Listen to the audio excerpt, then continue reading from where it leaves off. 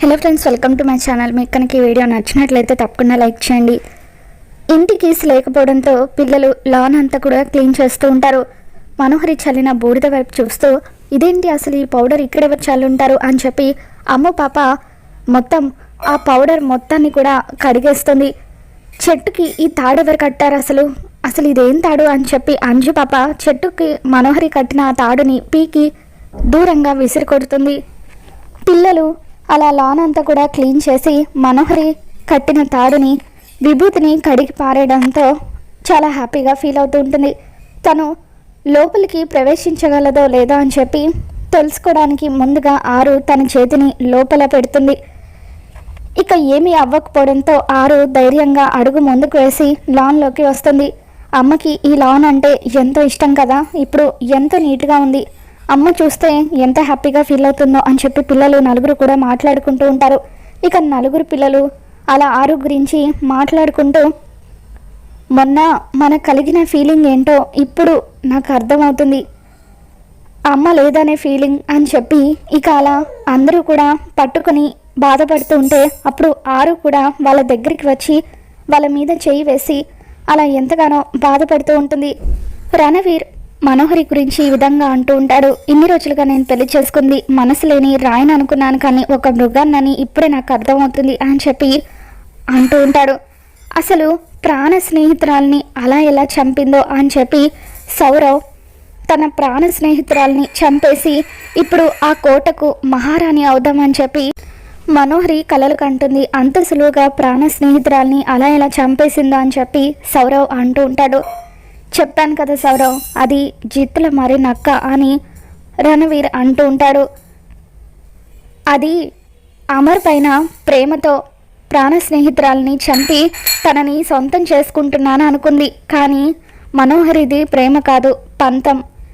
తనకి దక్కనివ్వాడు మరెవరికి దక్కకూడదనే పంతం అని చెప్పి రణవీర్ అంటూ ఉంటాడు.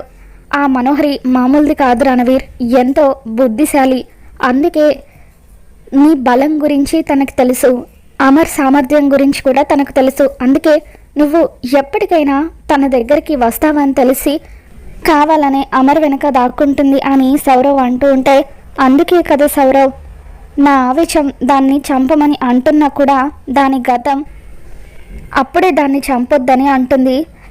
ఆ మనోహరికి నేనంటే ఏంటో చూపిస్తాను అని చెప్పి రణవీర్ అంటూ ఉంటాడు. మరోవైపు అమర్, మనోహరి, బాగి వీళ్ళంతా కూడా ఇంటికి తిరిగి వచ్చేస్తారు. ఇక వాళ్ళు ఇంటికి రాగానే బాగి అయ్యో పిల్లలేంటి ఇక్కడున్నారు, రాతోడు వాళ్ళకు కీస్ ఇవ్వలేదా అని చెప్పి అంటూ ఉంటుంది.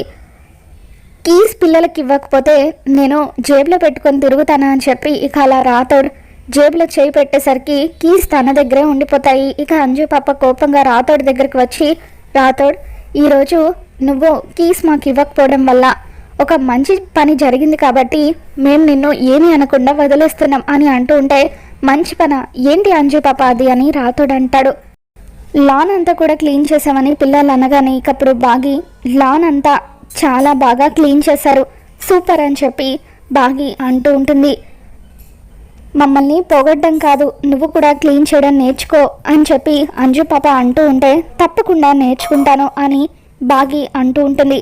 ఇక మనోహరి ఒక్కసారిగా కంగారు పడిపోతూ, లాన్ని క్లీన్ చేశారా అంటే నేను చల్లిన బూడిదంతా కడిగేశారా, చెట్టు కట్టిన తాడు కూడా విప్పేశారా అని చెప్పి చుట్టుపక్కల అంతా కూడా చూస్తుంది. చెట్టుకి తను కట్టిన తాడు లేకపోవడంతో మనోహరి కంగారు పడిపోతూ, అంటే వీళ్ళు నలుగురు కలిసి వాళ్ళ అమ్మను లోపలికి తీసుకొచ్చేసారన్నమాట అని చెప్పి మనోహరి కంగారు పడిపోతూ ఉంటుంది. ఇక బాగి తనని చూడకుండా ఆరు ఒక చెట్టు చాటున దాక్కుని వాళ్ళని చూస్తూ ఉంటుంది. అమ్మకి లాన్ అంటే చాలా బాగా ఇష్టం కదా అని చెప్పి పిల్లలు అంటూ ఉంటే అప్పుడు అమర్ వాళ్ళ అమ్మగారు, అవును మీ అమ్మకు లాన్ అంటే చాలా ఇష్టం, ఎప్పుడు కూడా ఎక్కువగా ఇక్కడే ఉండేది అని అంటూ ఉంటే, ఇప్పుడు చచ్చిన తర్వాత కూడా ఎక్కువగా ఇక్కడే ఉంటుంది అని మనోహరి మనసులో అనుకుంటుంది. ఇక ఆ తర్వాత పిల్లలు, నానమ్మ మాకు ఆకలిగా ఉంది అని అంటూ ఉంటే, అయ్యో నేను మీ సంగతే మర్చిపోయాను, పదండ్రా లోపలికి వెళ్దాం, మీకు ఏమైనా చేసి పెడతాను అని చెప్పి పిల్లల్ని తీసుకొని నిర్మలమ్మ లోపలికి వెళ్ళిపోతుంది. అంతా ఇంట్లోకి వెళ్ళిపోయిన తర్వాత మనోహరి అమర్ కార్లో ఉన్న డైరీ తీసుకోవాలని చెప్పి కార్ దగ్గరికి వస్తుంది. ఇక అద్దంలో బాగి కూడా వెనకాల రావడం గమనించిన మనోహరి ఆ కార్లో కాకుండా మరొక కారు వైపు వెళ్ళి ఏదో తీసుకుంటున్నట్టుగా నటిస్తూ ఉంటుంది. బాగి ఆరు డైరీని తీసుకొని ఇంట్లోకి వెళ్ళబోతూ ఉంటే ఇక అప్పుడు మనోహరి ఇదేంటి ఆరు డైరీ తీసుకుని వెళ్తుంది, చా ఇప్పుడు ఎలా అని చెప్పి అనుకుంటూ ఉంటుంది. బాగి ఆ డైరీ తీసుకుని ఇంట్లోకి వెళ్ళబోతూ గుమ్మానికి మనోహరి కట్టిన తాయెత్తును చూసి ఇక అలా కోపంతో ఆ తాయెత్తుని నేలకేసి విసిరి కొడుతుంది. ఏంటి ఆ తాయెత్తుని అలా విసిరి కొట్టావు, మంచి జరగడం కోసమే కట్టానని చెప్పాను కదా అని మనోహరి అంటూ ఉంటే ఇక అప్పుడు బాగి చంపేస్తాను, ఇంకొక్కసారి పిల్లలు పెద్దవాళ్ళు ఉన్న ఈ ఇంట్లోకి ఇటువంటి పిచ్చి పిచ్చి తాయెత్తులు తీసుకొచ్చావంటే చంపేస్తాను, నువ్వు ఏ ఉద్దేశంతో ఈ తాయెత్తు కట్టావో నేను తెలుసుకోలేను అనుకుంటున్నావా అని చెప్పి బాగి ఇంకొకసారి నాకు నచ్చినట్టు నేనుంటాను, ఎవరి మాట వినను అన్నావనుకో అప్పుడు నాలో మరొక రూపాన్ని చూస్తావు, జాగ్రత్త అని చెప్పి ఇక అలా బాగి మనోహరికి వార్నింగ్ ఇచ్చి అక్కడి నుండి వెళ్ళిపోతుంది. బాగి అలా తాయెత్తుని విసిరి కొట్టడంతో ఆరు ఇంట్లోకి ప్రవేశిస్తుంది. ఇక మనోహరితో, మనోహరి చూసావా, నా పిల్లలు నన్ను గేటు లోపలికి తీసుకొచ్చారు, నా చెల్లెలు నన్ను ఇంట్లోకి తీసుకుని వెళ్తుంది, నా చుట్టూ ఇంతమంది ప్రేమించే వాళ్ళు ఉండగా నువ్వు నన్ను ఏమి చేయలేవు అంటూ ఆరు ఇంట్లోకి వచ్చి పూజ గది దగ్గరికి వెళ్ళి దేవుడికి దండం పెట్టుకుంటూ ఎవరిని ఎక్కడుంచాలో ఆ దేవుడికి బాగా తెలుసు అని చెప్పి ఆరు అనుకుంటుంది. మనోహరి జరిగిందంతా కూడా గోరాకి చెబుతుంది. ఇక అప్పుడు గోరా పేగుబంధం రక్త సంబంధం కలిసి ఆ ఆత్మను లోపలికి తీసుకొచ్చాయన్నమాట. ఆ ఆత్మ చుట్టూ వాళ్ళు ఉండగా మనం ప్రతిసారి కూడా ఇలా ఓడిపోతూనే ఉంటామని చెప్పి గోరా అంటూ ఉంటాడు. ఇక అప్పుడు మనోహరి ఇదంతా కాదు గోరా, ఈ తాయెత్తుల వల్ల పనవ్వదు, ఏదో ఒక విధంగా ఈరోజే 6 అస్థికలు దొంగిలించాలి, అప్పుడు కానీ నాకు మనశ్శాంతిగా ఉండదు అని చెప్పి మనోహరి అంటూ ఉంటే ఇక అప్పుడు గోరా ఒకవేళ మనం కనుక ఆ ఆత్మను ఏమీ చేయలేకపోతే నీ కోరిక నా కోరిక రెండు కూడా అదే విధంగా ఉండిపోతాయి మనోహరి, నువ్వు ఎప్పటికీ ఆమెని పెళ్లి చేసుకోలేవు, నేను కూడా ఎప్పటికీ శక్తులను సంపాదించుకోలేను అని చెప్పి గోరా అంటూ ఉంటే లేదు గోరా, ఎట్టి పరిస్థితుల్లోనూ అలా జరగకూడదు, ఏదో ఒక విధంగా అమర్ నా సొంతం అవ్వాల్సిందే, ఈరోజే లాకర్ నెంబర్ ఏంటో తెలుసుకొని తీరుతాను అని చెప్పి మనోహరి అంటూ ఉంటే ఆత్మ ఈరోజు నేను నీ ఇంటి గోడల్ని బద్దలు కొట్టి నిన్ను బంధించబోతున్నాను, సిద్ధంగా ఉండు అని చెప్పి గోరా వికృతంగా నవ్వుతూ ఉంటాడు.